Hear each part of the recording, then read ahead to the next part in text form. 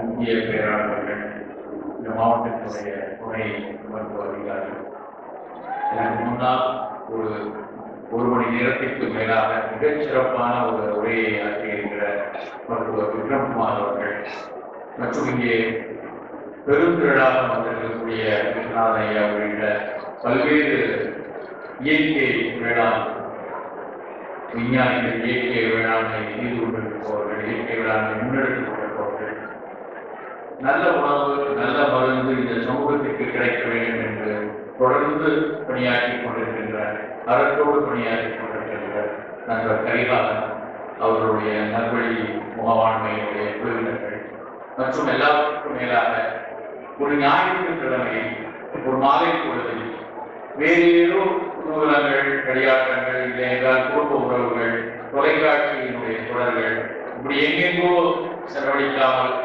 பெரும் திரளாக வந்திருக்கக்கூடிய மனதுக்கு மிகவும் நிறைவை கொடுத்திருக்கின்ற திருப்பத்தூர் வாழ் தாய்மார்கள், பெரியவர்கள் அத்தனை பேருக்கும் இனிய மாலை வணக்கங்களை தெரிவித்துக் கொள்கிறேன். நான் மேடையில் உட்கார்ந்து இந்த அரங்கை பார்க்க மனதுக்கு அவ்வளவு மகிழ்ச்சியாக இருந்தது. நிச்சயமா இது வெறும் வாய் வார்த்தைக்காக சொல்லவில்லை. இப்படி ஒரு நல்ல அறம் சார்ந்த விஷயத்தை தேடி வாசல் முதல் வாயில் முதல் இதுவரை பெரும் திரளாக கூட்டம் இருப்பதை தமிழகத்தில் வெகு வெகு சொற்பமான இடங்களில் மட்டும்தான் காண முடியும். திருப்பத்தூர் அதன் முதலில் நின்று கொண்டிருக்கிறது. உள்ளே நுழைகிற இடத்துல இயற்கையை காக்கக்கூடிய ஒரு இளைஞர் கூட்டம் துணிப்பையை வைத்துக் கொண்டு என்னை வரவேற்றார்கள். நாங்கள் ஏன் இந்த ஒரு பையை அடையாளமாக வைத்து இயற்கையை நேசிக்கக்கூடிய ஒரு குழுவாக திருப்பத்தூரில் இயங்கிக் கொண்டிருக்கிறோம் என்று சொல்லி அந்த இடத்தில் இருந்து ஆரம்பித்து ஒரு சிறு சிறு அரங்கிலும் பல்வேறு நாட்டு விதைகள், நாட்டு காய்கறிகளால் செய்யப்பட்ட, தானியங்களால் செய்யப்பட்ட மதிப்பு கூட்டப்பட்ட உணவுகள், மதிப்பு கூட்டப்பட்ட உணவுகளினுடைய பயனை சொல்லக்கூடிய புத்தகங்கள், அவற்றிலான மருந்துகள், அவற்றிலான சுவையான தின்பண்டங்கள் என இந்த அரங்கே நாம் என்ன கனவு, நானும் சரி, எனக்கு ஆசானான நம்மாழ்வார் ஐயாவும் சரி, அவர் கண்ட கனவை இந்த இடத்தில் நிலைநிறுத்தி நீங்கள் எல்லோரும் அமர்ந்திருக்கிறீர்கள். மிகுந்த நன்றி நண்பர்களே. இப்படியான நிகழ்வு ஒரு பெரிய பொருட்செலவுகளை எதிர்பார்க்காம, பொருட்செலவுகள்லாம் இருந்தா கூட எந்தவித பிரதிபலனும் எதிர்பார்க்காம இந்த சமூகம் நலமாக இருக்கணும், இங்க இருக்கக்கூடிய மக்கள் நலமாக இருக்கணும், நல்ல விஷயங்களை எடுத்து செல்ல வேண்டும், நல்ல செய்திகளை கொண்டு செல்ல வேண்டும், நல்ல பரிமாறல்கள் இருக்க வேண்டும், நல்ல நல்ல விஷயங்களை பேச வைத்து அதை எடுத்து மக்களுக்கு சொல்ல வேண்டும் என பல்வேறு கரிசனங்களையும் மெனக்கெடல்களையும் இந்த திருப்பத்தூரினுடைய ஒரு அறம் சார்ந்த கூட்டம் முன்னெடுத்து நடந்தது என்றால் அதை விட வேறு என்ன மகிழ்ச்சி வேணும். நன்றி நண்பர்களே, மீண்டும் ஒரு முறை நன்றி. அவ்வளவு மனது நிறைவை கொடுக்கிறது. நான் உள்ளே நுழையும் போது இன்னொரு நண்பர் சுந்தராஜன் அவர் பேசிக் கொண்டிருந்தார். அவர் எவ்வளவு, நான் வாசலிலிருந்து வரும்போது நான் கேட்டுக்கொண்டே இருக்கிறேன் அவர் பேசிக் கொண்டிருக்கிற ஒவ்வொரு விஷயத்தையும். இந்த நாட்டுக்கு எத்தனை அச்சுறுத்தல்கள் இருக்கிறது, இந்த விதைகளின் மூலமாக எத்தனை பிரச்சனைகளை கொண்டு வராங்க, நாட்டு விதைகளை ஏன் மீட்டெடுக்க வேண்டும், நல்ல உணவு ஏன் வேண்டும், இயற்கை விவசாயம் ஏன் வேண்டும் என்று சொல்லிக் கொண்டிருந்தார். அது இறுதி பொழுது சற்று முன் விக்ரம்குமார் அவர்கள் பேசி அவர் வரை தொடர்ச்சியாக ஏன் நல்ல உணவு நமக்கு தேவை என நிறைய விஷயங்களை பரிமாறி இருக்கிறார்கள். புதிதாக நான் என்ன சொல்ல போகிறேன் என்று எனக்கே தெரியல. அவ்வளவு விஷயங்களை விக்ரம்குமார் தொடர்ச்சியாக கோர்த்து பல விஷயங்களை சொல்லியிருக்கிறார். நண்பர்களை, உண்மையிலேயே நாம் கொஞ்சம் எச்சரிக்கையாகவும் கொஞ்சம் கரிசனத்தோடும் கூடுதல் மெனக்கடலோடும் இருக்க வேண்டிய காலகட்டத்தில் நாம் இருக்கிறோம். விளையாட்டான ஒரு கருவில்லைங்க. அவர் பேசும்போது ஒரு விஷயத்தை சொன்னாரு. இந்த இளம் வயதில் நடக்கக்கூடிய மரணங்கள் கூடிக்கொண்டே வருகிறதை பற்றி அவரும் லேசாக கூடிட்டு சென்றார். நான் 20 வருஷமா தொடர்ந்து அதைத்தான் நான் பேசிக்கொண்டே இருக்கேன். நிறைய கூட்டங்கள்ல சொல்லியிருக்கிறேன். எனக்கு ஒரு பொது மேடையில் பேச வேண்டும், பொது மேடையில் இந்த விஷயத்தை சொல்ல வேண்டும் எனக்கு அறிவுறுத்தியதே ஒரு பெரிய ஒரு அறிவியல் மேதை அவர்கள் ஒருத்தர் பேசும்போது நான் கேட்ட ஒரு விஷயம்தான், இதை தொடர்ந்து எல்லாத்தையும் போய் சொல்லணும் ஒரு பெரிய உந்துதலை எனக்கு கொடுத்துச்சு. அந்த அம்மா ஒரு கேன்சர் ஆராய்ச்சிக்கு ஈடுபட்டிருக்கக்கூடிய ஒரு பேராளர் ஒருத்தங்க பேசும்போது மேடையில சொன்னாங்க. விளையாட்டா சொன்னதில்ல, ஒரு அறிவியல் ஆய்வுகளை முன்னிறுத்தி இந்த ஆய்வுகளை எல்லாம் பாருங்க. இதெல்லாம் வச்சு பார்க்கும்போது இங்க இருக்கிற உட்கார்ந்து எல்லாத்தையும் பார்த்து அப்படி கையை காட்டி சொன்னாங்க. ஆங்கிலத்தில் அவர்கள் பேசினார்கள். அவங்க ஆங்கிலத்தில் சொல்லும்போது அந்த கூட்டத்தை பார்த்து அப்படி சொல்றாங்க, this is the only unfortunate generation, those who are going to see their own children dead on their lifetime அப்படின்னா, இந்த ஒரு தலைமுறை தான் தன்னுடைய அடுத்த தனக்கு வயது குறைந்த அடுத்த தலைமுறையின் மரணத்தை அருகிலிருந்து பார்க்க போகிற துரதிருஷ்டவசமான தலைமுறை. எவ்வளவு வலி இருக்கும்னு நினைச்சுப்பாருங்க. நமக்கு அதை யோசிக்கும் போதே வலி.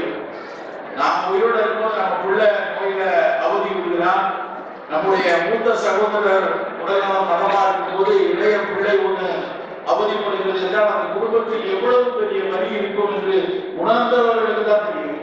தமிழ்ல துர்மரணம் என்று ஒரு வார்த்தையை சொல்லுவாங்க.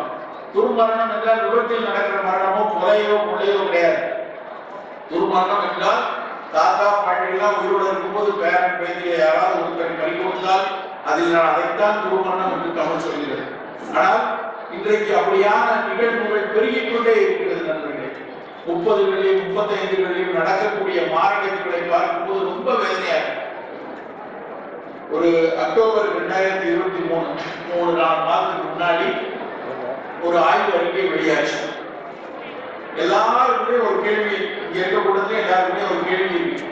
அந்த கேள்விக்கு விடை காண வேண்டும் என்பதற்காகவே மத்திய நலவாழ்வுத்துறையை சார்ந்த இந்திய மருத்துவ ஆய்வு நிறுவனம் ICMR வந்து ஒரு ஆய்வை வெளியிட்டுச்சு. அந்த ஆய்வின் முடிவு ஒரு 5-6 விஷயங்களை சொல்லிச்சு. அதை உங்களிடம் சொல்ல வேண்டும் என்று நினைக்கிறேன். அக்டோபர் மாதம் 2023 டாக்டர் மாணிக்கம் சயின்டிஸ்ட் அவர் ICMR மூத்த உயர் மருத்துவ ஆய்வு அதிகாரி, அவரோடு சேர்ந்து 47 அதிகாரிகள் சேர்ந்து ஆய்வு அறிக்கை என்ன ஆய்வு செஞ்சாங்க தெரியுமா?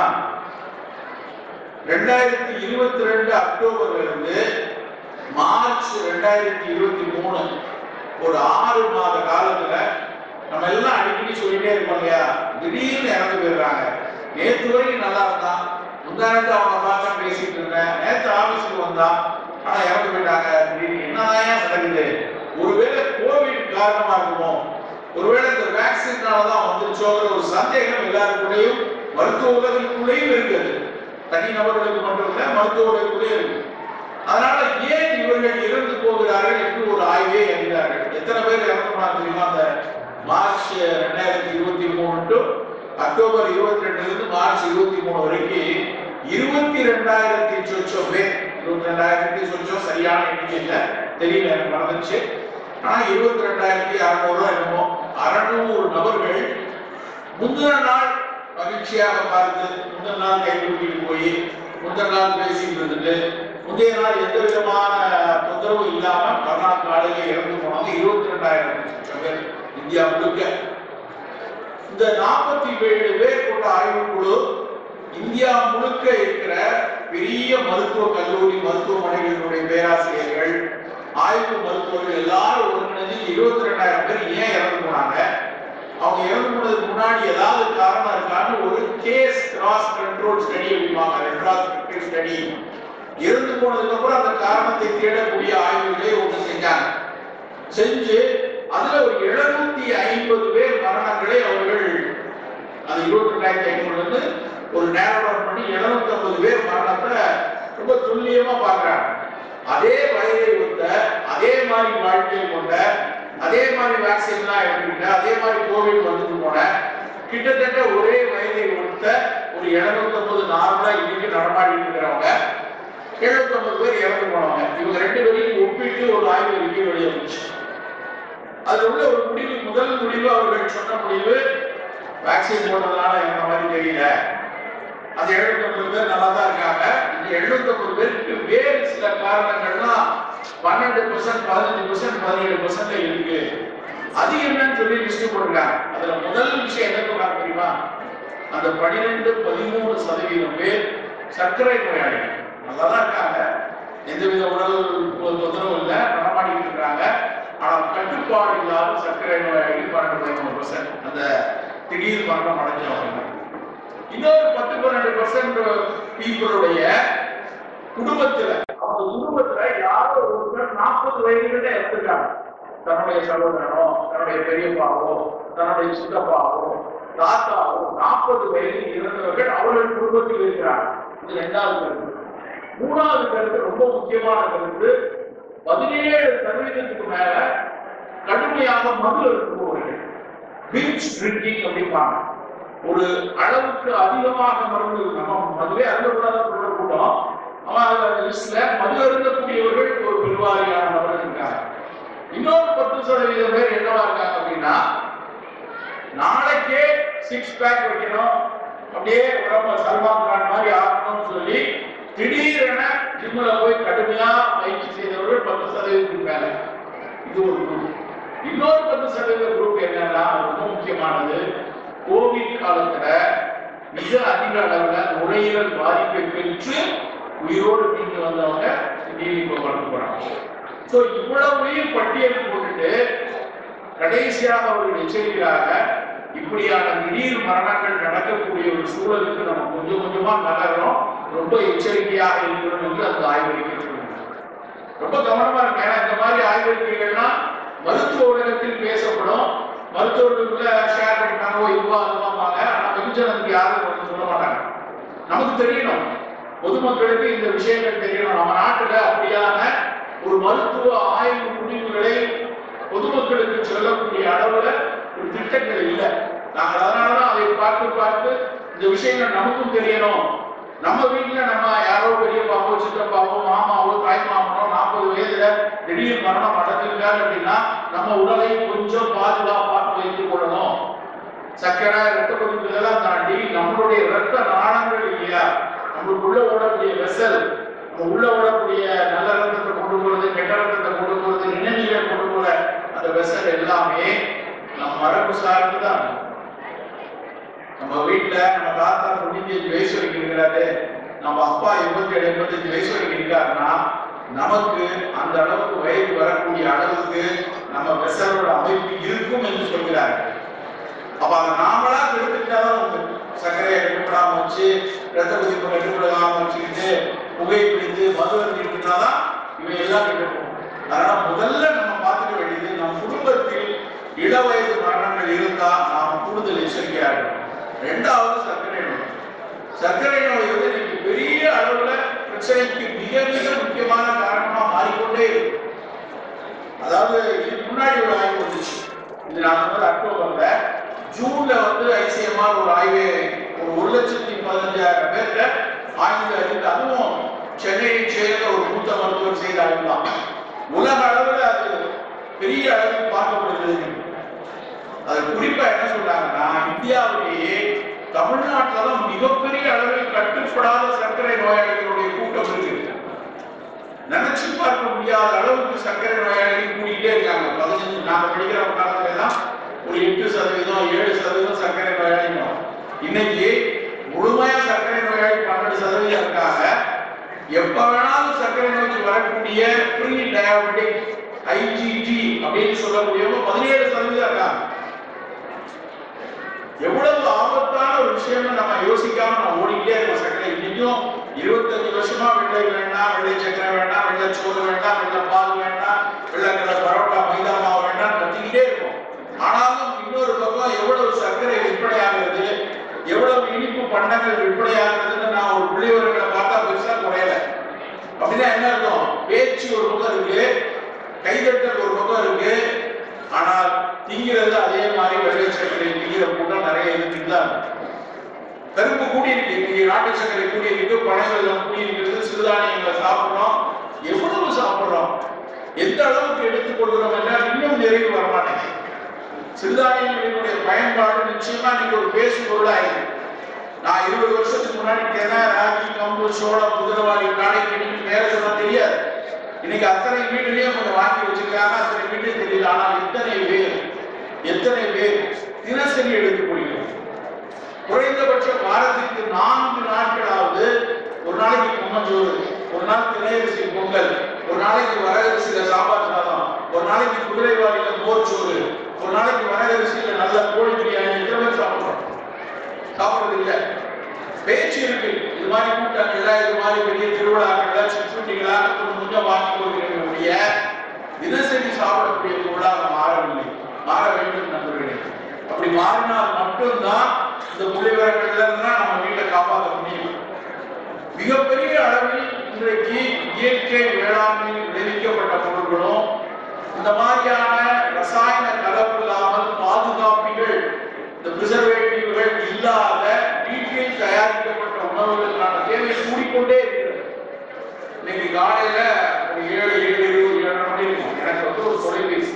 நான் ஒரு நோயாளி விஷயமாக எந்த நோய் மருத்துவம் கொடுத்து கட்டுப்படுத்த முடியாத ஒரு குழந்தை, 8 வயது குழந்தை.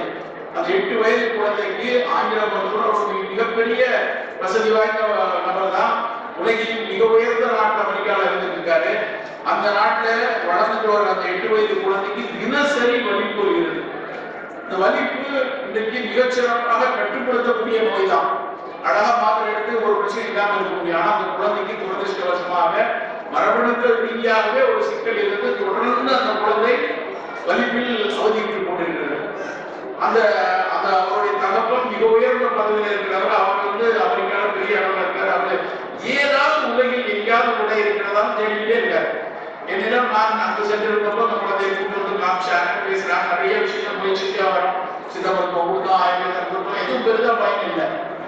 அப்போ என்கிட்ட போன வாரம் தொலைபேசியில பேசும்போது இந்த ஸ்டெம் செல் ஆராய்ச்சிகள் எல்லாம் நிறைய பண்ணிட்டு இருக்காங்க, உங்களுக்கு ஏதாவது இந்த கான்டாக்ட் இருக்கா, எதுவும் தெரியுமான்னு கேட்டிருக்காரு. அப்ப நான் வந்து சொன்னேன், என்னுடைய நண்பர் இன்னொருத்தர் ஒரு ஜப்பான்ல மிக உயர்ந்த ஸ்டெம் செல் ரிசர்ச்ல இருக்காரு. அவரிடம் இந்த குழந்தையுடைய முழு விவரத்தை அனுப்பினால் ஏதாவது உதவி கிடைக்குதா என்று அவரிடம் கடிதம் வந்தால் பார்க்கலாம். என்னுடைய நண்பர் என்று எழுதி நீங்கள் கடிதம் எழுதுங்கள் அப்படின்னு அவருக்கு சொல்லி 5 நாள் இருக்கும். 5 நாளைக்கு முன்னாடி அவர் கடிதம் எழுதியிருக்கிறாரு. இன்றைக்கு காலையில அந்த ஜப்பான்ல இருந்து அந்த மருத்துவர் எனக்கு காலையில 7:30 மணிக்கு நான் சேலத்தில் இருந்து எனக்கு போன் அடிக்கிறார். அது மருத்துவம் சார்ந்த உரையாடல் இருந்தாலும் இங்க சொல்ல வேண்டிய ஒரு செய்தி அதில் இருக்கிறது. அதனால் அதை நான் சொல்றேன். பேசிக் கொண்டிருக்கும் போது பல விஷயங்களே என்ன ஆராய்ச்சி நடக்க எது நடக்கலாம் பேசிக்கிட்டே இருக்கும்போது ஒரு விஷயத்தை சொன்னார். சிவராமி பேசிக்கிட்டே இருக்கும்போது ஒவ்வொரு தடவையும் அவருக்கு நான் சொல்றேன், நீராகாரம் குடிங்க, போர்ச்சோறு சாப்பிட. அவர் வந்து இருக்காரு தான், தமிழகத்திலிருந்து 30 ஆண்டுகளுக்கு முன்னாடி ஜப்பான் போனவர். உங்க ஊர்ல எல்லாம் சாப்பிடுவீங்க இல்லையா, நீராகாரம் எவ்வளவு நல்லது, அது ஒரு பெரிய ப்ரோபயோட்டிக் அப்படின்னு சொல்லி அவர்கிட்ட நான் கல்லூரி காலத்திலிருந்து அதுக்கப்புறம் சந்திக்கிறப்பெல்லாம் அதை பற்றி நிறைய பேசிட்டு இருக்கோம். அவர் காலையில் சொல்றாரு, இந்த ப்ரோபயோட்டிக் என்று சொல்லக்கூடிய உடலில் நமக்காக உழைத்துக் கொண்டிருக்கக்கூடிய நுண்ணுயிர்கள், ஆங்கிலத்தில் கட் பயோட்டா அப்படிம்பாங்க, கட் பயோ அப்படின்னு சொல்லக்கூடிய நம்ம உடல்ல இருக்கக்கூடிய நுண்ணுயிர்கள் மிக மிக முக்கியமான மருத்துவ குணங்களை வைத்திருக்கிறது. உடல்ல நடக்கக்கூடிய பல செயல்பாடுகளுக்கு இந்த குடல் பாக்டீரியா ரொம்ப முக்கியங்கிறத அவர் பேசும்போது என்ன சொல்றாரு. எப்படி சொல்றாருன்னா, இந்த வலிப்பு நோய், ஆட்டிசம், கணையத்தில் வரக்கூடிய புற்றுநோய்கள், உடல்ல வரக்கூடிய பல்வேறு நோய்கள், எல்லாத்துக்கும் ஒரு முக்கியமான காரணம் நம்ம குடல்ல இருக்கக்கூடிய பூச்சி உயிரினங்களை நம்ம பாதுகாக்காமல் வைத்துக் கொள்வது. அப்படி இருக்கிறதுனாலதான் கண்ட குப்பை உணவுகள் எல்லாம் வந்து நம்ம வயிற்றில் இருக்கக்கூடிய நுண்ணுயிரிகளை பாதிப்படைய செய்யுது. அதனாலதான் இன்னைக்கு பல பேருக்கு இளம் வயதுல பல பிரச்சனை வருது. சிவராம், இதை வந்து நம்ம மிக முக்கியமா ஆராயணும். எங்க ஜப்பான்ல இருக்கக்கூடிய யமானாஷி பல்கலைக்கழகம் இந்த கட்பயோட்டாலேயே நிறைய ஆராய்ச்சிகளை செய்கிறது. உலகில் 104 மிகப்பெரிய மருந்து நிறுவனங்கள் கட்பயோட்டாவில் ஆராய்ந்து கொண்டிருக்கிறது சொன்னார். அவர் சொல்லிட்டு இருக்கும்போது ஒரு விஷயம் சொல்றாரு. சொன்னோடனே எனக்கு மனசுல ஒப்பிட்டு பார்க்க தோணுகிறது. இந்த உலகத்துல ரொம்ப பாதுகாப்பா பார்க்கப்பட வேண்டிய 2 விஷயம், மண்ணுக்கு அடியில் இருக்கக்கூடிய நமக்காக உழைத்துக் கொண்டிருக்கிற உயிரிகள், நம் வயிற்றுக்குள் அழகாக உழைத்துக் கொண்டிருக்கக்கூடிய உயிரிகள், 2 நுண்ணுயிர்களையும் பாதுகாப்பதற்கு இயற்கை விவசாயத்தை விட்டால் வேறு எழுதுவது கிடையாது. நல்லா யோசிச்சுப்பாங்க. இந்த இயற்கை விவசாயத்தை சரியாக வைத்துக் கொண்டால்தான், இந்த ரசாயனங்களை கொட்டாமல் இருந்தால்தான், பூச்சிக்கொல்லிகளை கொட்டாமல் இருந்தால்தான் இந்த மண்ணுக்கு அடியில் இருக்கக்கூடிய மண்புழுவும் கோடான கோடி உயிரினங்களும் நல்லா இருக்கும். அப்படி சாப்பிட தயாரிக்கப்பட்ட உணவுகளை சாப்பிட்டால்தான் நம் உடலுக்குள்ள இருக்கக்கூடிய எல்லா பாக்டீரியாவும் நல்லா இருக்கும். உடலுக்குள்ள இருக்கக்கூடிய உயிரிகள் எவ்வளவு முக்கியமானதுன்னா, இப்ப நாங்க சிவராமன் இருக்கா, என்னுடைய நேரடி மரபணு என் உடம்புல வெறும் 50% தான், 55% தான். இப்படி சிவராமன்னா என்னுடைய மரபணு எங்க அப்பா அம்மா சேர்ந்து 55% எப்படி 100% இருக்கும் நமக்கு தோணும். ஆனா என்ன சொல்றாங்கன்னா, இந்த உடம்பை அப்படியே கூராய்வு செய்தால் 55% தான் என் உடல், மீதி 45% கோடான கோடி உயிரினங்களுடைய செல்கள் உள்ள இருக்கு. அவ்வளவு மரபணுக்கள் உள்ள இருக்கு. அப்ப இந்த உடம்புல பெயர் மாதிரி அந்த நுண்ணுயிரியா இருக்கு. அப்ப இந்த உடம்புக்கு நான் மட்டும் என் வாய் சுற்றி எனக்கு தேவைன்னு மட்டும் நான் எடுத்தா எப்படி சரியா இருக்கும்? அந்த நுண்ணுயிரிக்கும் சேர்த்து நம்ம பார்க்கணும். நம் உடலில் இருக்கக்கூடிய அத்தனை உயிரியும் பாதுகாப்பாக இருக்கிறதா என யோசிக்கணும். இயற்கை வேளாண்மையில விளைவிக்கப்பட்ட ஒரு கம்புருண்டையோ ஒரு சோளச்சோறோ இல்லை ஏதாவது ஒரு உயிரவாதி சாதமோ அந்த சோள சாப்பிட்டோம்னா நிச்சயமா நம்ம வயிற்றில் இருக்கக்கூடிய உயிருக்கு பாதிப்பு வராது. பீஸாவோ பர்கரோ ஷவர்மாவோ சாப்பிட்டா கண்டிப்பா அதுல இருக்கக்கூடிய ரசாயனங்கள் நம் உயிர்களை கூட கொண்டு. நண்பர்களே, ரொம்ப ரொம்ப முக்கியமான ஒரு விஷயம், இயற்கை உணவு சாப்பிடணும், இயற்கை விளைந்த சாப்பிடணும்னா முதல்ல நமக்கு நோய்கள் வராமல் தடுக்கிறதுக்கும் புற்றுநோய்கள் மாதிரியான மிக தீவிரமான நோய்கள் வராமல் இருப்பதற்கும் தினம் தினம் நம் உடலில் இருக்கக்கூடிய கட் பயோட்டா அப்படின்னு சொல்லக்கூடிய உடல் நுண்ணுயிர்களை பாதுகாக்கிறது ரொம்ப முக்கியம். அதற்காகத்தான் திரும்ப திரும்ப இயற்கை உணவுகளை விளைவிச்சது பயன்படுத்துகின்றோம். இன்னொரு விஷயம் என்னன்னா, இந்த உலகம் பெரிய அளவில் மாறிக்கொண்டிருக்கிறது. நான் நண்பர் விக்ரம்குமாரோட வண்டியில வரும்போது உங்க ஏரியை முதல் முறையா பார்த்தேன். போன தடவை இதே வண்டியில பேசும்போது அந்த ஏரி பார்த்தேன். எனக்கு அந்த ஏரியை பார்த்து அவ்வளவு சந்தோஷமா இருக்கு. இவ்வளவு தண்ணி இருக்கா, தொடர்ந்து இந்த தண்ணீர் இருக்குமா, வக்கீலாதா அப்படின்னு அவரை கேட்டுக்கிட்டே வந்தேன். ஏன்னா இன்னைக்கு இருக்கக்கூடிய புவியினுடைய அமைப்பு, தண்ணீரினுடைய விஷயங்கள் எல்லாமே தலைகீழ மாறிட்டு இருக்கு. 3 மாசத்துக்கு முன்னாடி பெஞ்ச மழையை பத்தி நீங்கள் பார்த்துருக்கீங்க. 2 மாசம் 3 மாசம் இல்ல, 2 மாசத்துல டிசம்பர் மாதத்தினுடைய முதல் வாரத்தில் சென்னையில் கூடிய மழையும், டிசம்பருடைய இறுதி ஜனவரி மாதத்தில் கூடிய தூத்துக்குடியில கூடிய மழையும் நமக்கு தெரியும். எவ்வளவு மழை கொட்டுச்சு. அந்த கொட்டிய மழையை கொஞ்சம் யோசிச்சு பார்த்தா இதுவரைக்கும் வரலாறு புள்ளியில இப்படியான மழையை நம்ம படிச்சதே இல்லை, பார்த்ததே இல்லை. ஒரே நான் திருநெல்வேலியில் பிறந்து வளர்ந்தவன், தூத்துக்குடி மாவட்டத்திலே வசிச்சு வளர்ந்தாள். ஒரு நாள் எப்படியான மழையை பார்த்ததில்லை. ஒரே நாளில் 95 சென்டிமீட்டர் மழை கொட்டி ஒட்டுமொத்த தாமிரபரணி சைட்ல 2 பக்கமும் 2 கிலோமீட்டருக்கு தண்ணி கொட்டி ஓடக்கூடிய காட்சியை ட்ரோன் மூலமாக பார்க்கிறோம். புன்னைக்காயல் தாமிரபரணி போய் அடையக்கூடிய இடத்துல புன்னைக்காயல் இருந்து சுற்றி இருக்கக்கூடிய அத்தனை பகுதி குளமாக 5-6 நாட்கள் தண்ணீர் வெளியே வராத என்ன நடக்குது? கிளவுட் பஸ்டிங் மழைதான் இனிமே, மான்சூன் மழை கிடையாது. இனி வருடா வருடம் இப்படியான மழையைத்தான் பார்க்க போகிறோம் சொல்றாங்க. வருடா வருடம் இப்படியான மழை மட்டுமல்ல, வருடா வருடம் மிக கடுமையான வெயிலையும் பார்க்க போறோம். வரும்போது பிப்ரவரி தான் அதுக்குள்ள திருப்பத்தூர்ல இப்படி வெயில் இருக்குது, ஏழகிரி இப்படிதான் வெயிலா இருக்குமா அப்படின்னு பேசிக்கொண்டே நாங்கள் நண்பர்கள்லாம் வந்தோம். கடுமையான மிக கடுமையான வெயில் வரும் என்று சொல்கிறார்கள், மிக கொடூரமான மழை வரும். ரெண்டையும் வச்சு யோசிச்சு பார்க்கும்போது ஒரு சின்ன கதை, ஜியோ டாமின் என்ற ஒரு எழுத்தாளர் மிகப்பெரிய அளவில் சூழலியல் விஷயத்தை எழுதிக்கிறவர் ஒரு கதை அவன் அழகா கொடுத்தார். அது என்னன்னா, ஒரு சின்ன பாத்திரத்துல நல்ல குளிர்ந்த தண்ணி உள்ள பாத்திரத்துல ஒரு 3-4 தவளையை வளர்க்கப்படாங்க. தவளை ஜாலியாக குளிச்சு அந்த பாத்திரத்துல குளிர்ந்த தண்ணி அந்த தவளைக்கு சந்தோஷமா ஊசி செஞ்சான். எப்போ புதுசா மழை பெஞ்சதுன்னா அங்க தவளை கடற்கரை கேட்போம் இல்லையா, அப்படி ஒரு மகிழ்ச்சியா அது கொண்டாடிட்டு இருந்தான். மெதுவா அந்த பாத்திரத்துல தண்ணியோட அந்த தவளையோட அந்த தண்ணியோட உள்ள பாத்திரத்தை தூக்கி லேசா ஒரு அடுப்பு மேல தூக்கி வச்சாங்க. அடுப்புல மெல்லிய தீ, ஒரு சிம்பிள எரிக்கிற மாதிரி ஒரு தீ எரிய வச்சு அது மேல வச்சாங்களாம். அப்போ தவளை ஆடிட்டே இருந்துச்சு. கொஞ்ச நேரம் கழிச்சு வெது வெதுப்பாச்சு அந்த தண்ணி சூட்டுல. தண்ணி வெது வெதுப்பாகும் போது தவளைக்கெல்லாம் ஒரு மசாஜ் போட்ட மாதிரி நல்லா வெது வெதுவா இருக்க, சந்தோஷமா இருக்க அப்படின்னு நினைச்சான். இன்னும் கொஞ்ச நேரம் ஆனதுக்கு அப்புறம் லேசா கொதிக்க ஆரம்பிச்சு கையை கட்ட லேசா ஆடிச்சான். அதுக்கப்புறம் தரதரன்னு தண்ணி கொதிக்க ஆரம்பிச்சோடனே தவளையால வெளியும் குதிக்க முடியல. ஆனால் தண்ணி பட்டு பட்டு தவளை வெந்து போக ஆரம்பிச்சது. இன்னும் கொஞ்ச நேரம் கழிச்சு என்ன இருக்கும், தவளையெல்லாம் மொத்தமாக செத்து முடிஞ்சுதான். நம்ம நிலைமை என்னன்னா, சட்டியில சமீபத்தில் ஏற்றப்பட்ட தவளைகளாகத்தான் நாம் அத்தனை பேரும் பெறுவோம். வெது வெதுப்பா இருக்கு, லேசா சூடா இருக்கு, கொஞ்சம் வெயில் அடிக்குது, கொஞ்சம் மழை பெய்யுது சொல்லி கொண்டிருக்கிறோம். ஆனால் என்றைக்கும் அந்த தீ அணைய போவதில்லை, கூடிக்கொண்டேதான் இருக்க போகிறது. இன்னும் 30 வருடம் 40 வருடங்கள்ல மிகப்பெரிய அளவில் இந்த கிளைமேட் சேஞ்ச் அப்படின்னு சொல்லக்கூடிய பூமி வெப்படைதலில் பெரிய மாற்றங்களை பார்க்க போகிறோம் என்று சொல்கிறார்கள். அதில் ஒரு மாற்றம் இன்றைக்கு கண்கூடாக தெரிகிற மாற்றம் என்ன அப்படின்னா, நம்ம விளையிற காய்கறிகள் எல்லாம் இல்லையா, அது அவரைக்காய் இருக்கட்டும், வெண்டைக்காய் இருக்கட்டும், பீர்க்கங்காய் இருக்கட்டும், சுரக்காய் இருக்கட்டும், எல்லா காய்கறிகளும் ஒரு 25 ஆண்டுகளுக்கு முன்னாடி இருந்த சத்துக்களை விட 15 முதல் 18% சத்துக்களை இழந்துச்சு, அகடி இழந்துச்சு. ஒரு 20 வருஷத்துக்கு முன்னாடி நம்ம அம்மா அப்பா சாப்பிட்ட பீன்ஸ் பொரியலும் இன்னைக்கு நம்ம சாப்பிடுற பீன்ஸ் பொரியலும் ஒண்ணு இல்ல, 20% குறைஞ்சிருச்சு. அப்படின்னா என்ன அர்த்தம்?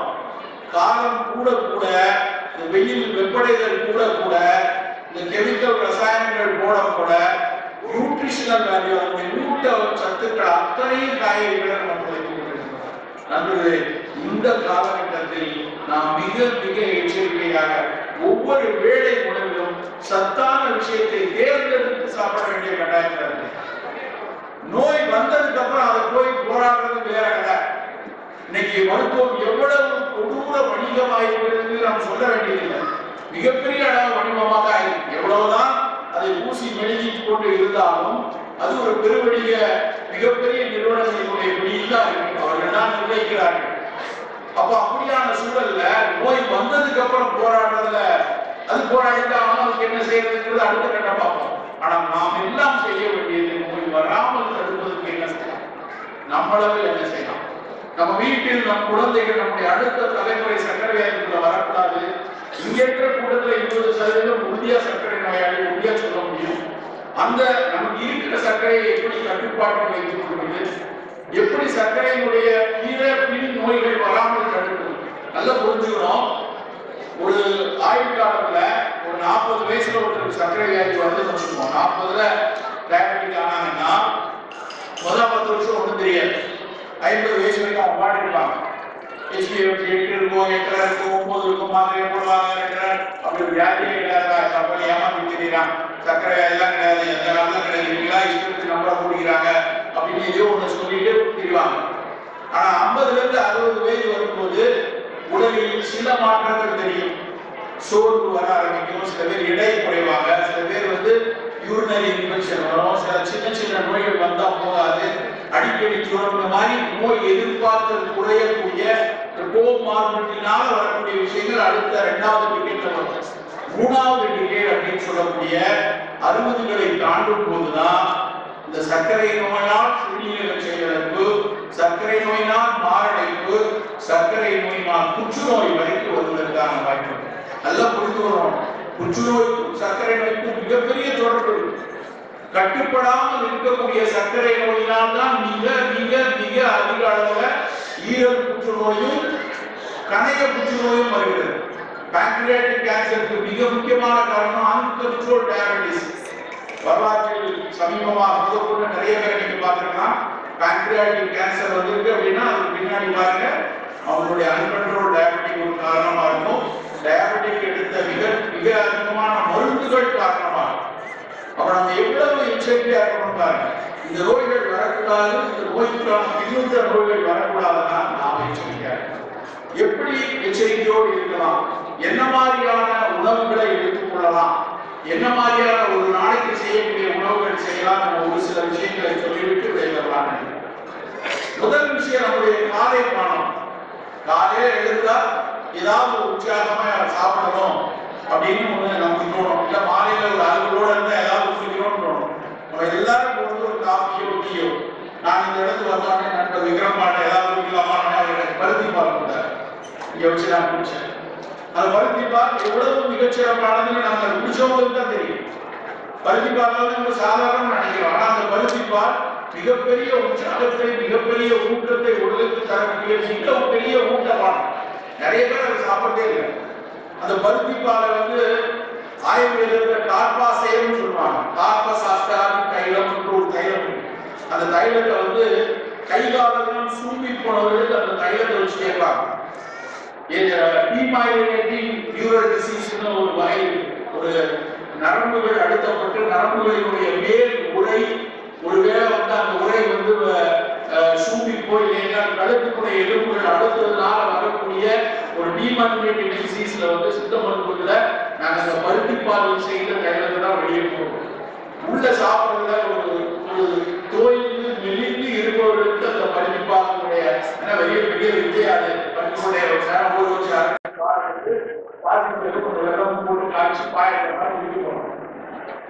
வீட்டுல குழந்தைகள் இருந்தா வாரத்துக்கு 2-3 நாட்கள் அந்த பருத்திப்பால் வந்து நம்ம கொடுக்கலாம். ஆனா நம்ம பல பேர் மருந்துகள் இப்படியான விழாக்களில் மட்டும்தான் இன்னைக்கு வந்து பருத்திப்பால் சாப்பிடக்கூடிய விஷயங்கள் இருக்கிறது. வீட்டில் எத்தனை பேர் பருத்திப்பால் இருக்கிறாங்க தெரியல. ஆனா அமேசான் முதலான மிகப்பெரிய இணையதள நிறுவனங்கள் பருத்திப்பால் பவுடரை பல நூறு ரூபாய்க்கு விற்பனை செய்து கொண்டிருக்கிறது. அதனுடைய மகத்துவத்திற்கு நண்பர்களே, நம்முடைய காலை ஒரு ஃபங்க்ஷனல் பிரிவிலேஜா இருக்கணும். ஒரு உற்சாகம் மட்டும் தராமல், ஊக்கம் மட்டும் தராமல், உடலுக்கு உறுதி தரக்கூடிய பானமாக காலை பானம்.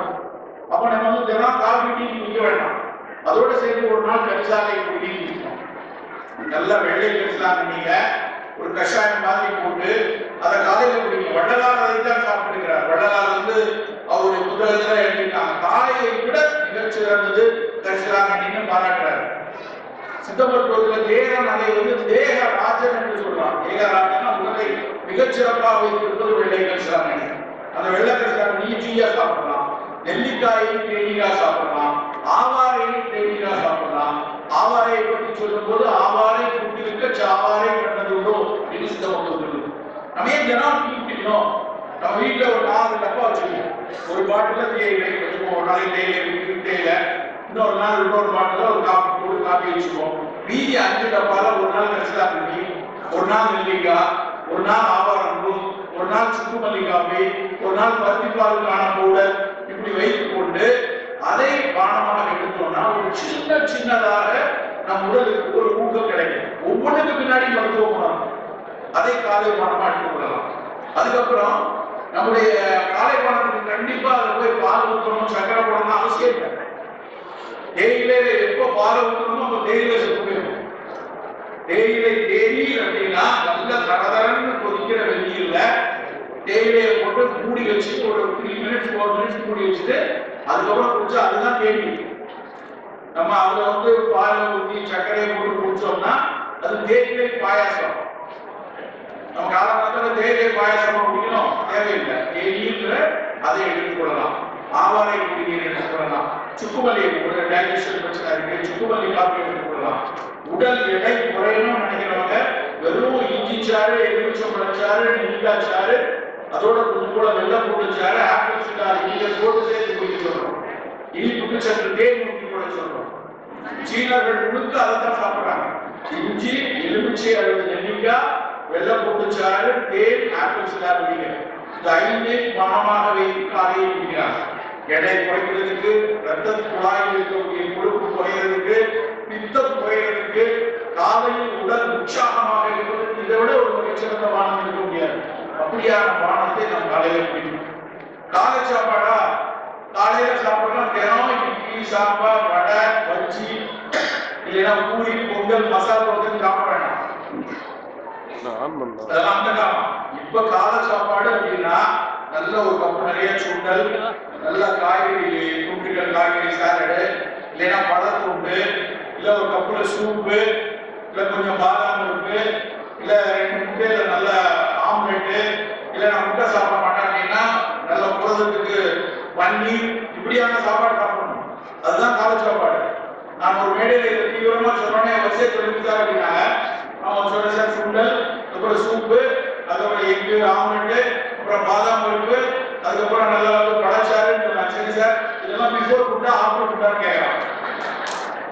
ஏன்னா அவனுக்கு எல்லாமே இட்லிக்கு முன்னாடி இல்லைன்னா தோசைக்கு பின்னாடி சாப்பிட்டே பழக்கம். நான் சொல்றது என்னன்னா இந்த மாதிரி உணவுகள் தான் காலை உணவாகவே இருக்கணும்.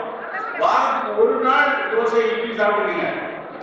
வாரத்துக்கு ஒரு நாள் ஞாயிற்றுக்கிழமை மட்டும் தோசை இட்லி சாப்பிடுவோம். அந்த தோசை இட்லியும் நல்ல மாப்பிள்ளை சம்பாவில் அரைத்த தோசை, சிகப்பு கலர்ல இருக்கணும்.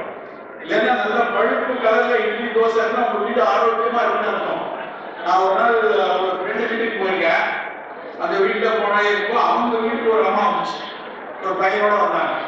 என்னைய பார்த்த உடனே அவங்க அடையாளம் கண்டுபிடிச்சாங்க. சார் நீங்க தானே அந்த தென்னாராக்கி நான் பேசுறாரு அப்படின்னு சொல்லி என்ன வேகமா வந்து பேச வந்தாங்க. அவன் பையன் பக்கத்துல இருந்து வழக்கம் போல போன அப்படின்னு பண்ணிட்டு இருந்தான். அவனுக்கு எனக்கு தெரியாது, அவன் ரேஞ்சில நான் கிடையாதுன்னு எனக்கு தெரியும்.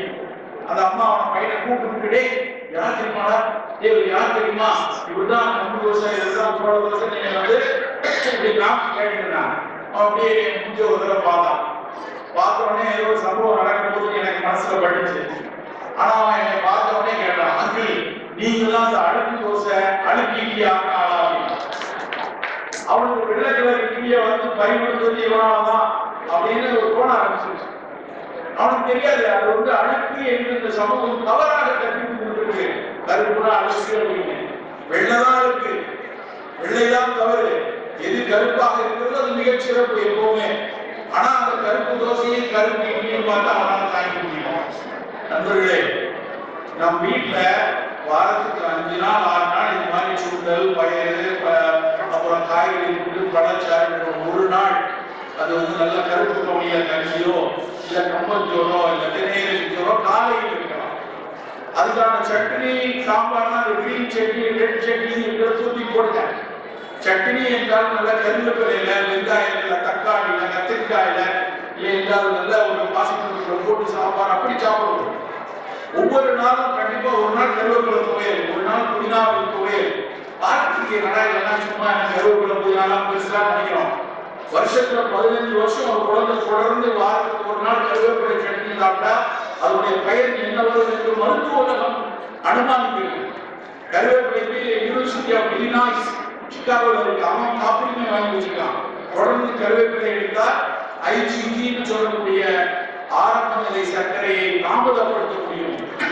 இல்லினாய்ஸ் பல்கலைக்கழகம் சொல்லியிருக்கான். ஆனா நம்ம வந்து கருவேப்பிலை வந்து பொறுத்துக்கு வெளியே போறோம். அது இதுக்கு வாரத்துக்கு வேணும், காய்ச்சலுக்கு வாரத்தில் பொறுக்கிறோம். கருவேப்பிலையை சாப்பிடணும் இல்லை, சர்க்கரை கட்டுப்படுத்தணும்னா கருவேப்பிலையை சாப்பிடணும். காய்கறி கடையில போனா கருவேப்பிலையை வந்து ஃப்ரீயா கொடுக்குறாங்க. போகும்போது எனக்கு கடும் போகும், கருவேப்பிலை ஏன்டா ஃப்ரீயா கொடுக்குறீங்க, கருவேப்பிலை 10 ரூபா நீங்க கட்டு.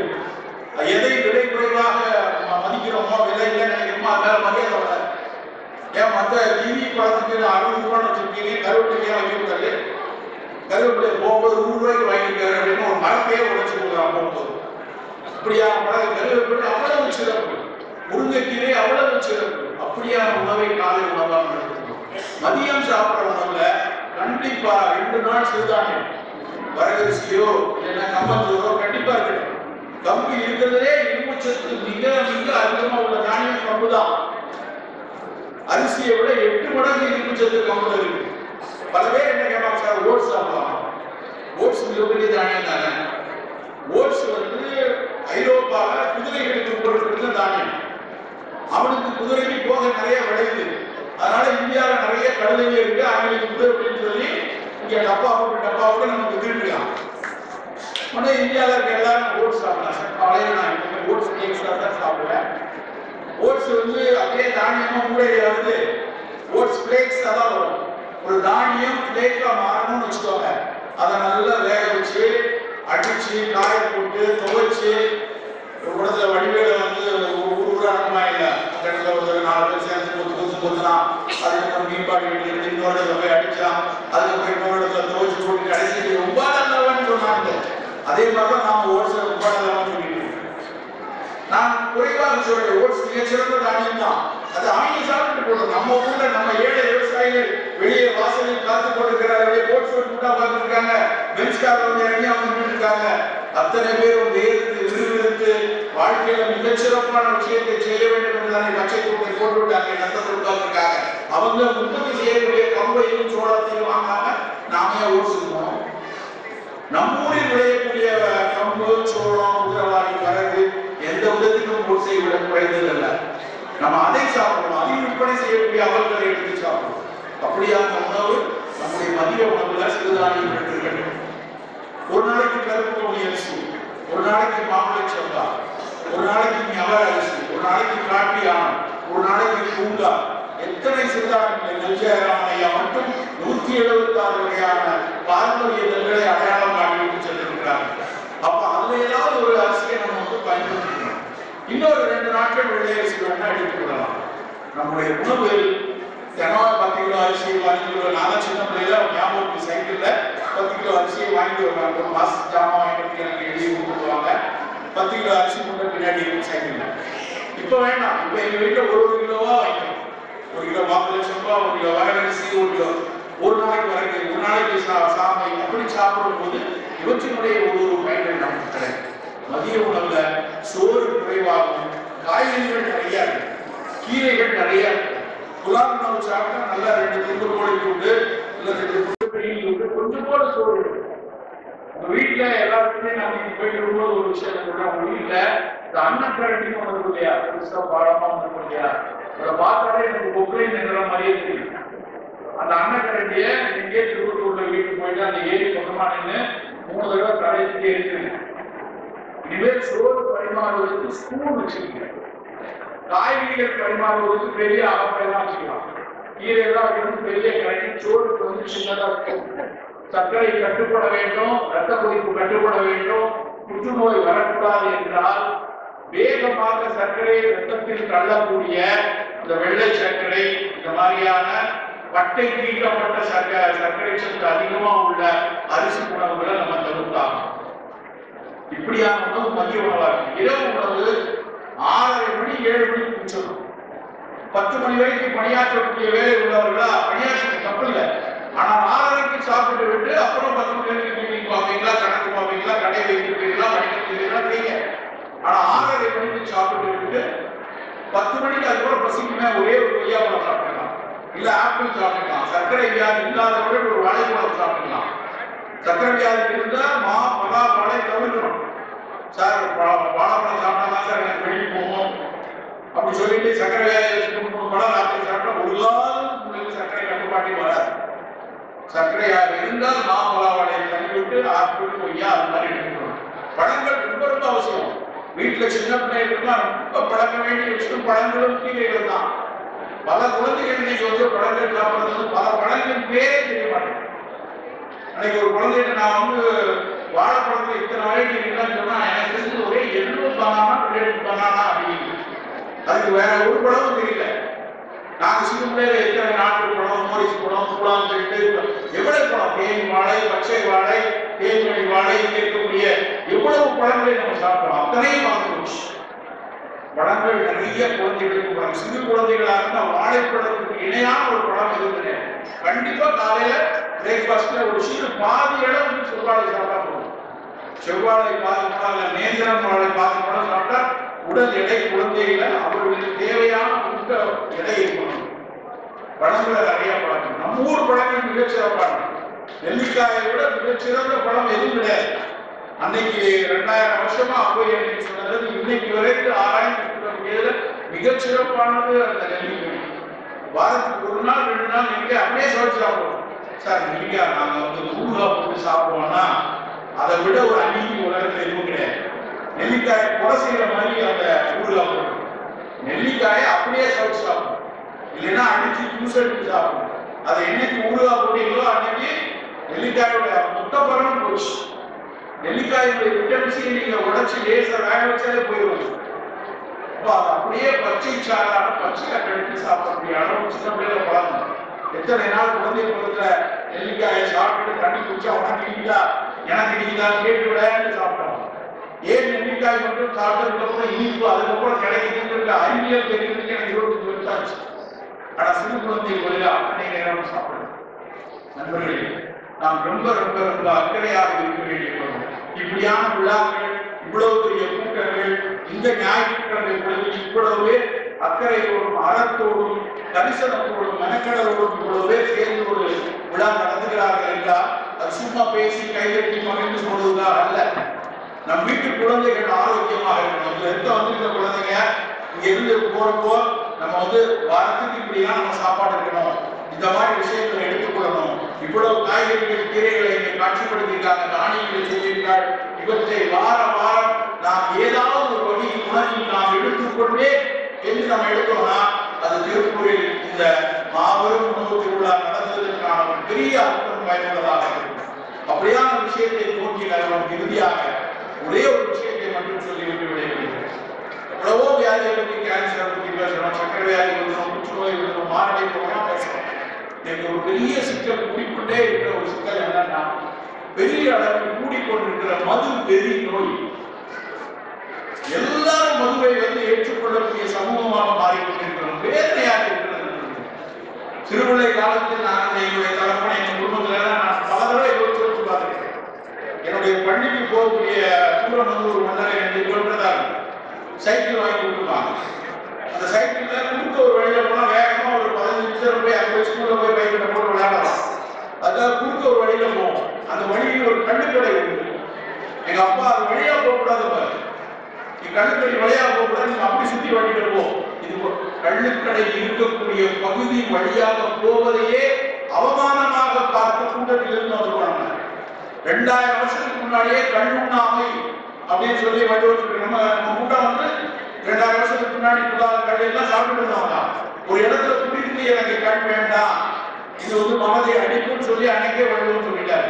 ஆனா இன்னைக்கு சோசியல் ட்ரிங்கிங்கிறது கூடிக்கொண்டே இருக்கு. பரவாயில்லைங்க, பிசினஸ்ல இதெல்லாம் கிடைக்கும். நாங்கெல்லாம் ரைட்டா கொஞ்சமா தான் குடிப்போம். அந்த ஒரு டாக்டர் கூட சொல்லியிருக்காரு, கொஞ்சமா குடிச்சா கெட்ட கொலஸ்ட்ரால் குறையும் அப்படின்னு. அந்த டாக்டருக்கு எவன் வந்து கொடுத்தா தெரியாது. எந்த ஒரு மருத்துவமும் எந்த ஒரு மருத்துவ ஆய்வும் மதுவினால் நல்லது என்று எங்கேயும் சொன்னதில்லை. நல்லா புரிந்து கொள்ளுங்க. இப்ப கூட உலக சுகாதார நிறுவனம் ஒரு அறிக்கை சொல்லியிருக்கான். அவர் ரொம்ப அழகா ஒரு வார்த்தை, அந்த தலைப்பு எனக்கு ரொம்ப பிடிச்சிருக்கு. அந்த ஆர்டிகளோட தலைப்பு நீங்களும் போய் கூகுள் பண்ணுங்க. Your problem starts from the first drop of alcohol. எவ்வளவு அளவுன்னு சொல்றேன். The problem starts from your first drop of alcohol intake அப்படின்னு எழுதிருக்கான்.